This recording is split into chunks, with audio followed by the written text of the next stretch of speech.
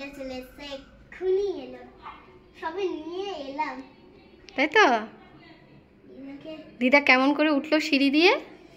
মা ভেবে উঠিয়েছে। ভেবে উঠিয়েছে? দিদা তো ভালো হয়ে গেছে, এই জন্য তো হেঁটে হেঁটে আসলো, তাই না? মা তো জল খাও। খেয়েছো? ঠান্ডা জল খাও একটু। কেন, শরীরটা ভালো লাগছে নাকি আগের মতোই?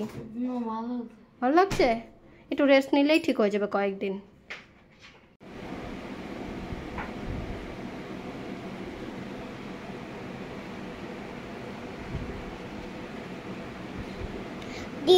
দাদি তুমি কখন ফ্ল্যাটে আসবে? দিদা তো চলে এসছে, তুমি কখন ফ্ল্যাটে আসবে? তাড়াতাড়ি আসো, রাতের দিকে, রাতে তো আড্ডা হবে। মায়ের রেডিয়েশন আর কেমোথেরাপি শেষ হয়ে গেছে, মা এখন আগের থেকে অনেকটাই ভালো আছে। এই জন্য মাকে ফ্ল্যাটে নিয়ে এসেছি, কয়েকদিন থাকবে, মনটাও ভালো হবে। মা তো যখন সুস্থ ছিল তখন তো তোমরা দেখতেই পেয়েছো, দুদিন পর পরই আমার এখানে আসতো, ঘুরতো, আবার চলে যেত।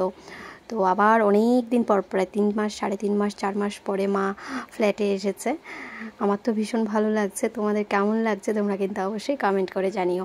সবাই অনেক অনেক আশীর্বাদ করেছো মায়ের জন্য, সেই জন্যই মনে হয় মা এখন এতটা ভালো।